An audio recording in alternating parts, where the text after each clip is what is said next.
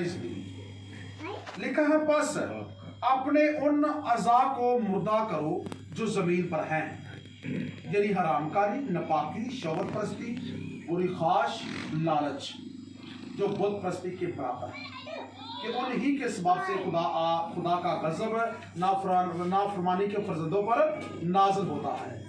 और तुम भी जिस वक़्त उन बातों में जिंदगी गुजारते थे उस वक़्त उन्हीं पर चलते थे। कब? जब पुराना साल गुजर गया, उस वक़्त हम किन चीज़ों में ज़िंदगी बसर करते थे। खुदा कह रहा है कि इन पर गौर करो कि सबसे पहले वो कहता है कि हराम कारी।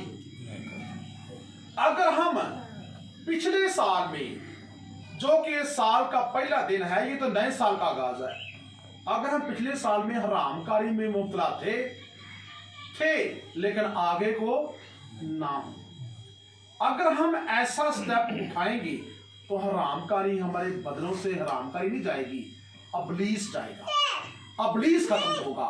क्योंकि हरामकारी एक ऐसा इश्यूज है जो अबलीस एक अपना तीर छोड़ता है, और जिस बदन में हरामकारी आ जाती है अबलीस उसमें बस जाता है और उन बदनों को बीमारियां लगती हैं, और वो बदन क्या होती हैं? बीमारियों में जकड़े जाते हैं और वो कभी जल्दी आजाद नहीं होते, क्योंकि अबलीस का मेन पॉइंट हरामकारी है। उसके बाद खुदा कहता है कि नपाकी, दूसरी बात नपाकी। क्या हम पिछले साल में नपाकी में मुब्तला रहे हैं? पिछले साल में हमारी जिंदगी नपाकी में गुजरी है, और पिछले साल में नपाकी की हालत में हम रहे, जो कि हम किसी को नहीं बता सकते, लेकिन खुदा देखता है, वो आपको जानता है कि हम नपाकी की हालत में रहे हैं। इसीलिए तो बरकतें हमारी जिंदगी में नहीं आएंगी पिछले साल में जो गुजर गया। लेकिन नेक्स्ट साल में अगर हम नपाकी की जिंदगी ना बसर करेंगे तो क्या होगा? बरकतें हमारे लिए आएंगी और खुदा की ब्लेसिंग है, और खुदा अपनी उन्नति को ढेलेगा, और ये साल आपकी खुशियों का और आपकी जिंदगी में ब्लेसिंग का साल है। हालेलुया। इसके बाद खुदा कहते हैं कि शौहरत परस्ती, वो शौहरत परस्ती है जो कि हर एक इंसान को पता है, ज्यादा बताने की ये डिटेल की जरूरत नहीं है कि हम अगर हम शौहरत परस्तियों में पढ़ते हैं तो हमारी जिंदगी में यीशु कभी काम नहीं करता। शौहरत परस्ती और बुरी ख्वाहिश और लालच। शौहरत परस्ती में अगर हम पढ़ेंगे, बुरी ख्वाहिशें करेंगे, तो बुरी ख्वाहिशों के कहने के वसीला से क्या होता है? अबलीस, अबलीस हमें कहता है कि बुरी ख्वाहिश कर। तो लिखा है पौलुस रसूल अपने दूसरे खतों में कहता है कि ख्वाहिशें मिट जाएंगी, और ख्वाहिशों ही की वजह से जो हमारे दिमाग में, हमारे दिल में आती हैं, और इन ख्वाहिशों की वजह से हमारा बदन अबलीस के शिकंजे में आता है। बेशक बुराई तुम ना करो, ओनली वन ख्वाहिश करो, बुरी ख्वाहिश। तो बुरी ख्वाहिशें ही इंसान की जिंदगी को बर्बाद कर देती है। पैदाइश उसका 6 बाब की 5 आयत पढ़कर देख ले, लिखा है कि इंसान के ख्याल और तसव्वुर, इंसान की सोचा, लिखा है 5 आयत से 6 बाब दी जो पैदाइश कि सदा बुरियां ने, और बंदा बुरे ख्याल सोचता है, बुरियां ख्वाहिशां ख्यालां जरिए करता है। तो लिखा है कि ख्वाहिशां दी वजह नाल वो आपदी बरकत नूं रोक रहिंदा है। और पिछले साल असीं बेशुमार ख्वाहिशां कीतियां ने। ਅਸੀਂ ਕਿਵੇਂ ਕਰ ਰਹੇ ਹਾਂ ਖਾਸ਼ਾ? ਜੇ ਅਸੀਂ ਕਿਸੇ ਚੀਜ਼ ਨੂੰ ਵੇਖਦੇ ਹਾਂ ਤੇ ਬੁਰੀ ਖਾਸ਼ ਕਰਕੇ ਆਪਦੇ ਦਿਲ 'ਚ ਬੁਰਾਈ ਪੈਦਾ ਕਰਨੇ ਆ। ਅਗਰ ਅਸੀਂ ਟੀਵੀ ਵੇਖਦੇ ਹਾਂ ਬੁਰੀਆਂ ਖਾਸ਼ਾਂ ਕਰਕੇ ਉਹ ਬੁਰਾਈ ਕਰਦੇ ਆਪਦੇ ਦਿਲ ਦੇ ਨਾਲ। ठीक है, अगर असी अपने को मोबाइल रखे ने, अगर नैट वेने असी व्हाट्सएप वेने असी फेसबुक वेने, ठीक है, चंगियां गल्लां ने जिथे तो उत्थे बुराई दियां गल्लां भी है। ठीक है, अगर असी इन्हां चीज़ां दे विचों असी बुरियां गल्लां दा चुनाव करने आ, ते फिर बुरियां गल्लां दा चुनाव करन दा मकसद ये आ कि असी बुराई दा चुनाव करके ना आपदे दिमाग दियां ख्वाहिशां नाल, जिमें कि पिछले साल बरकत नहीं पाई तो असी अगले साल भी अगर इन्हां चीज़ों से मुब्तला रहांगे तो बरकत साडे कोल नहीं आनी। कि खुदा नूं कदी किसी शख्स देखिया? कोई कह सकता है कि खुदा दा कद एडा वड्डा सी, खुदा एडा चौड़ा है, खुदा गोरा है, खुदा काला है, खुदा फलाना है? कोई खुदा कर सकता हो? खुदा कभी किसी ने वेख्या नहीं, खुदा परखिया जाता है आपकी कुदरत। अगर खुदा किदों काम करता है ना तो लोग आते कि यार खुदा की कुदरत का काम है, आसमान तो अचानक बिजली चमकती है, असं कहते भाई खुदा की कुदरत है। खुदा की कुदरत तो सियाने जाता है, बदल आते ने अतः कि बदलों का वजन को नहीं, बदलों से खुदा तना मूँह की रखता है, पानी रखते तो बारिश बरसा देता है। असं कहने कि खुदा की कुदरत है। जमीन कड़ी जमीन चो फलदार बूटियां और फल पैदा होते हैं जिस वक्त है असी हैरान होने कहने के भाई कि कुदरत है, खुदा दी कुदरत। और खुदा दी कुदरत देखो कि बंदा मरता है और उसकी कह लो कि उसकी रूह कड़ी खुदा अपनी काबज करता है, बच्चा पैदा होता है। यानी कि ये सारे सिलसिले खुदा दी कुदरत के वसीले नाल ने। खुदा आपके कम्मां तो आपकी कुदरत तो पहचानिया जाता है।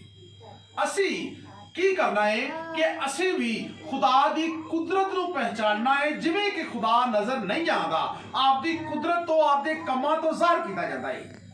असी भी खुदा नू जिवें कि साडे ख्याल भी नजर नहीं आते। कोई नहीं कह सकता कि मैं तेरे ख्यालों में वेख्या सी कि तेनों जांदे पए ने, मैं तेरियां सोचां नूं पढ़िया ही की करदियां पईयां सी। कोई भी एक दूजे नूं नहीं कह सकता। असी बैठे तो इत्थे आ लेकिन साडे सारियां दी सोचां ने किहड़ियां वो डिफरेंट ने, अलग अलग ने। असी दूसरे की सोच नूं दूसरा बंदा नहीं कह सकता अरे तू बैठा है सोचना पैसा, क्योंकि सोचां आजाद ने तो सोच भी नहीं वेखी जाती और खुदा भी किसी को वेख्या नहीं जाता। इस वास्ते कि खुदा सोचां दे जरिए जिहड़ी सोच नजर नहीं आती वो सोचां दे जरिए तुहाडे दिल च घर करना चाहता है। खुदा कहता कि मैं तेरियां सोचां दा रस्ता बनांदा और मैं तेरे ख्यालां दा रस्ता बनांदा, क्योंकि मैं ओ खुदा मैं जमीन ते ना आसमानां ते बल्कि मैं समा नहीं सकदा, मेरा वजूद बड़ा वड्डा है। मैं समंदर नूं चुल्लू च नापना।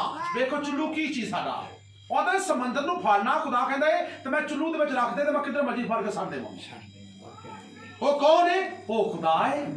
लेकिन सानू समंदर का किनारा नहीं मिलता, लेकिन खुदा उस समंदर को फड़ के चुल्लू च माप के किधर मर्जी घुमा सकता है। एडा वड्डा खुदा की होता है कि जमीन मेरे पैरों की ते आसमान मेरा तख्त है।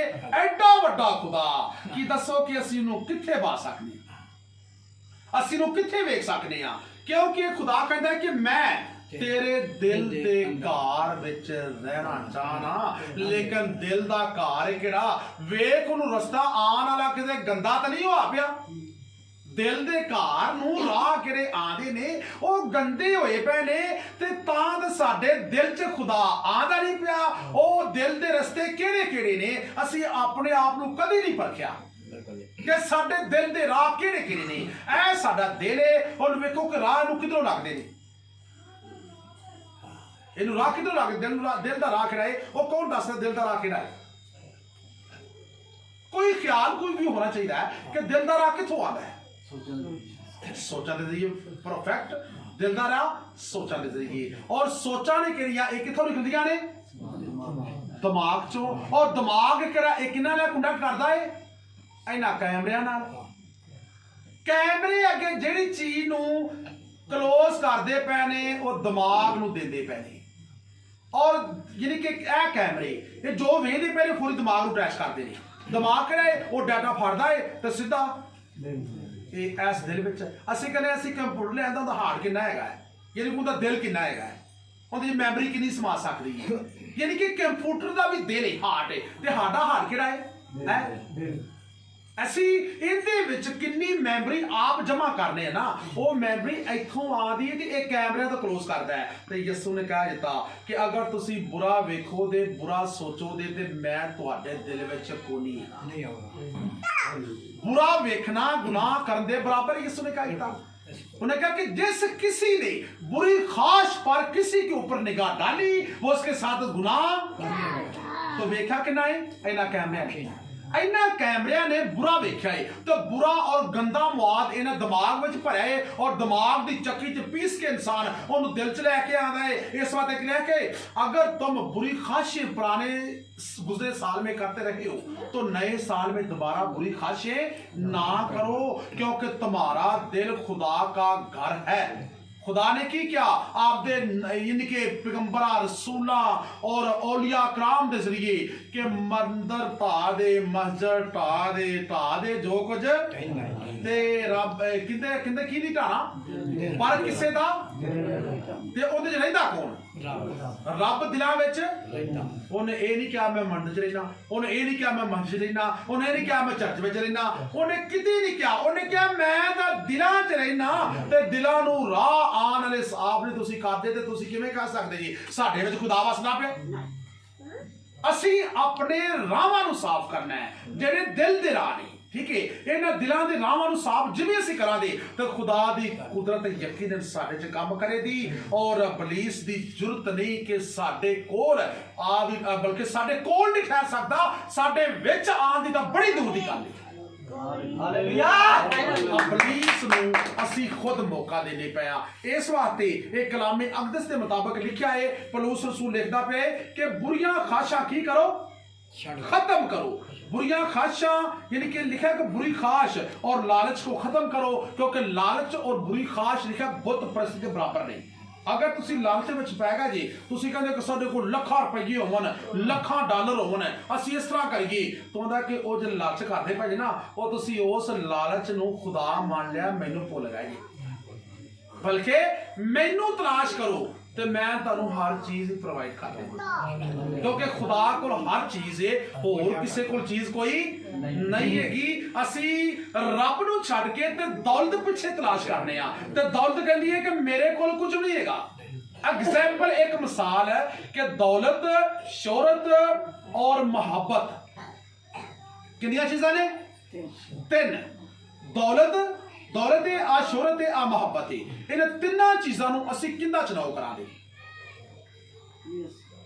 नहीं यसू का जिक्र कोई नहीं। देखो एक घराना है, खानदान है, वो गुजरता पिया है, आवाज आई है कि मैं दौलत हाँ, उन्हें कहा मैं शोहरत हाँ, दूरी कहा मैं मोहब्बत हाँ, तो उन्हें कहा चुनना जिन्हों चुनना ही। एक बेटी है, दो मियाँ बीवी ने और जाते पे ने, एक बच्ची इदी को नाल वधे आ, वो कहते पे कि बंदा कहता पे कि मैं शोहरत नूं तलाश चुनाव करांगा क्योंकि मेरी दुनिया ते मेरा नाम होवेगा। हर बंदा नाम पैदा करना चाहता है, उन्हें मेरा नाम होवे ते दुनिया ते मैं तो शोहरत नूं यानी कि चुनाव करना चाहना। आवाज आई चुन ला, चुप। फैमिली को पूछता हाँ मैं शोहरत नूं चुनना वा, बच्ची छोटी जी कहती अबू नहीं रहन दे, उन्हें क्यों? उन्हें अपने घर च प्यार नहीं है, मोहब्बत नहीं है, मोहब्बत चुन हाँ आप सलूक ना रवांगे। चलो ठीक है मोहब्बत नूं चुन लेना, पुत्र तू ना दिता है, क्योंकि बाज़ गल्लां होंदियां औलाद पिछे लाके करने आ ते बाज़ गल्लां असीं खुद करने आ। चलो पुत्र तू आ दिता मैं तेरी मान लेना, ठीक है, वो पुत्र की गल मान ली बच्ची दी तो मान ली तो मैं मोहब्बत मोहब्बत मैं चुनाव किया, मोहब्बत मेरे बना जाए, मोहब्बत के पिछे आई तो कभी शोहरत दौलत के पिछे पिछे टुर पे।